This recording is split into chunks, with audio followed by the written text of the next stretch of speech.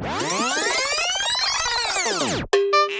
and welcome to the LGBTQ review. We are James and Beth, and every week we look at some LGBTQIA plus content. This week we are doing our TV recommendations. So my first TV recommendation is Adventure Time, the Cartoon Network animated show. Really, really good. The reason I'm recommending it now is they're about to do an HBO series, which I think is weird to not do it on Cartoon Network, but whatever. So the characters Marceline and Princess Bubblegum, throughout the whole show, there's like hints of their having a relationship. And then in the last series, they actually came through and had some actual story about it, which is really lovely. And then in this new show, I think they're exploring that a lot more as well. There's another character, Bimo, who is like gender fluid, uses different pronouns a lot of the time, and is also asexual. So there's just lots of going on for like a cartoon. It's really lovely and one of my favorite shows. So I'd highly recommend that. So my first recommendation is Sex Education, the British comedy drama series created by Laurie Nunn. I gave 2.5 handjobs to that guy I met in Butlins. Abound. A teenager played by Asa Butterfield,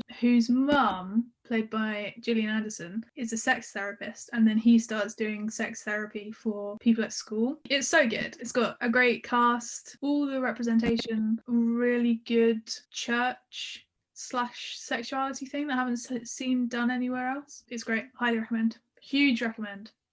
Huge. My next recommendation is What We Do in the Shadows, the series. The first series came out in 2019. The second series came out in 2020. It follows 4 vampires in Staten Island in America who have been sent there to like colonize it for vampires, and they've not done a good job, and they just live in a house and just get on with whatever they like. It stars Matt Berry, it stars Kayvan Novak, it stars Natasha Demetrio. Yeah, they talk about their like sexuality very openly, especially Matt Berry's character Laszlo, who's had like relationships with men and women throughout the years, or decades or centuries. Yeah, and it's just like a really lovely show. Imagine living for hundreds of years and not being bisexual.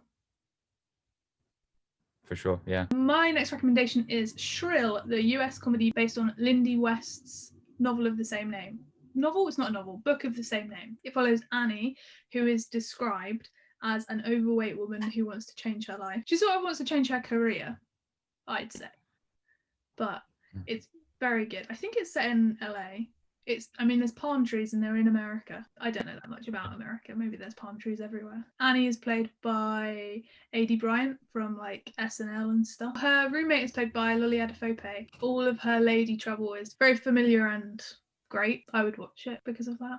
I mean, the whole thing is good. It's super funny. My next TV recommendation is The Last Man on Earth. In the UK, you can watch on Amazon Prime, just all of it, which is great. But it's about the last man on Earth who thinks he's alone after an apocalyptic event happens. It's a virus, which seems very odd to watch currently. Just as they're about to end their life in like the first episode, this other person appears, and then they slowly find lots of other people as well. It's created by and stars Will Forte as Tandy, and then there's just like an amazing cast of Jerry Jones and Mel Rodriguez. There's lots of queer representation in the show. Characters Erica and Gail are amazing. They're both bisexual, and towards the end of the show are together, and that's like really great. There's another character, Lewis, who's a gay character in it. My next recommendation is Euphoria.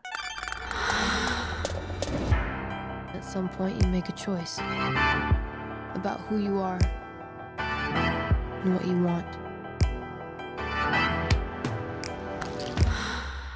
The HBO teen drama created by Sam Levinson, loosely based on the Israeli drama of the same name. It follows Rue, played by Zendaya, and her relationship with her best friend, Jules, played by Hunter. It does with like neurodiversity, drugs, love, sex, body image, all that stuff. And it's got like the whole spectrum of characters, and they all get screen time, and it's so good. My next recommendation is the Netflix miniseries Queen's Gambit. Men are going to come along and want to teach you things. Doesn't make them any smarter. You just let them blow by, and you go on ahead and do just what and how you feel like. It stars Anya Taylor-Joy as Beth Harmon, and it's about her life growing up, and they go all over the world playing chess, and you find all these characters that are really interesting, and it has the structure of an anime. A lot of animes have tournament structure, and it's very much that, but like Netflix classy, so it's very glossy and stuff. In terms of queer representation, she's bisexual. You get to see that on screen a little bit. I think people really wanted to see more of it, which I completely agree with. There's other gay characters as well. My next recommendation is I Am Not Okay With This. Dear Diary, go fuck yourself. My name is Sydney. I'm a boring 17-year-old white girl. I'm not special. Yippee. The US coming of age comedy drama. I want to say it's also a bit horror or sci-fi.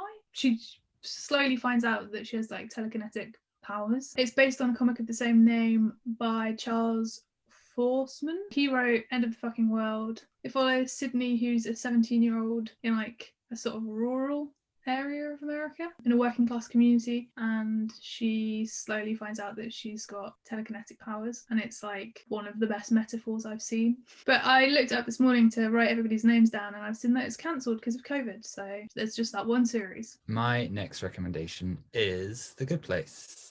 It takes place in the afterlife. This cast of characters find themselves in The Good Place, which is led by a guy named Michael. Their setup is like Eleanor thinks that she shouldn't be there, and it's her trying to like solve that mystery. Really fun, really funny. Eleanor often says about her crushes, both being female and male. Janet as well, some great representation there. My next recommendation I haven't seen, but people keep telling me to see it, so I just think I'll quickly mention it here.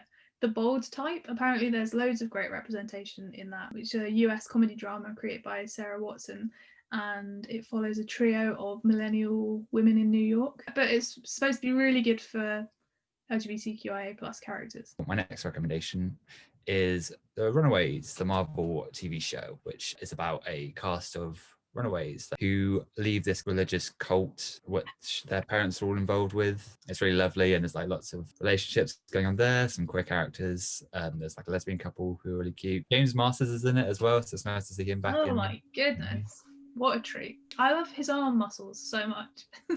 Yeah, I didn't realise how weird that was going to be until I said it. My final recommendation, which is one that we can both talk about, is The Haunting of Bly Manor, created by Mike Flanagan for Netflix. The next one on from The Haunting at Hill House. It's a ghost story.